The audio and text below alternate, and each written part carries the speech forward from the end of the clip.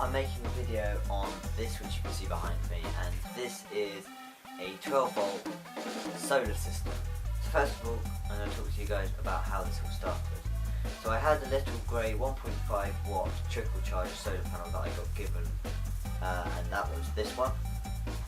And it's done well while I used it, and this basically charged a 12 volt 7 amp hour battery, and this was good for me at first. They were just wired together charging, and then I had some other crocodile clips that went on, not these ones here, the one that solar panel, but some other ones that went on, and then had a cigarette lighter.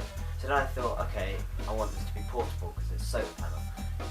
So I built this top part here, so it comes off like that.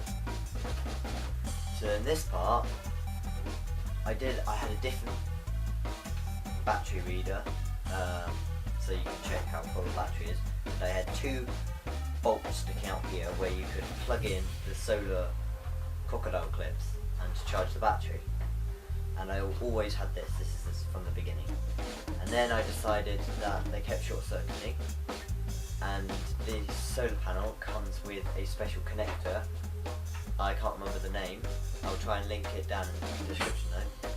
And that was cool. So then I covered one of the holes using that, and then covered the other one for a switch, because I've always got things plugged in, because it's like a stationary thing. It sits under my desk, as you may have seen when my desk was upstairs. And it had light, and it was just probably draining power slightly all the time, so I put a switch in so you can simply just turn it off without unplugging everything. So after this, then I built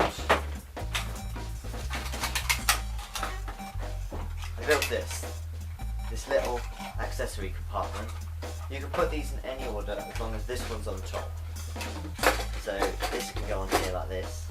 This is how it was, and then you just clamp these down. These are really cool latches. These are really cheap off eBay. And then in here, you just keep all sorts. Originally I had an inverter, but it killed that battery. So that's another thing that I forgot to mention. That also, this battery that I was holding, this 7 amp hour battery, it went flat too many times that it just doesn't hold its charge for very long anymore. And I still had this solar panel at the same time. This solar panel charged this when this was all together, and then I got a new battery which is in here, which is 7.1 amp hour, and then I got a new solar panel which I'll show you in a minute because that's on the window, which is a 20 watt, not 1.5, so it's quite a big difference. And this is a trickle charge solar panel just to keep the batteries on, kept fully charged, just trickling the power in slowly, whereas that one is actually for charging the batteries properly. So this just holds cables for the sound system, which I'm going to show you in a minute, which, yeah, you can just power it. So then moving on to this is a 40 watt sound system that simply just clips in. So you can just like literally put them together, if I can actually put them together, and then you clamp them down, and you can use this power cable and the stereo cable, and you just plug them all in, and you just plug it into one of the cigarette lighters, turn it on, and the sound system will work. And there's a switch down here as well. And it's 40 watts. They are 4-inch drivers, and to be honest, they're really good sound. It's the first ever sound system I made. Then I made those ones, so I made 2 sound systems, I believe. Probably maybe more, but I'm pretty sure it's just those 2. I'm thinking of getting a little volt reader, just so I can read how many volts coming from the solar panel. And talking about the solar panel, let's go have a look. Okay guys, so here it is. It's not really that big. It's compared to my hand, it's really not that big. It's on a piece of Perspex. It's just lots of solar cells on a piece of Perspex, and 20 watts, like I've already mentioned. It has a built-in diode, and then I've just put like bits of tape, and it comes down here.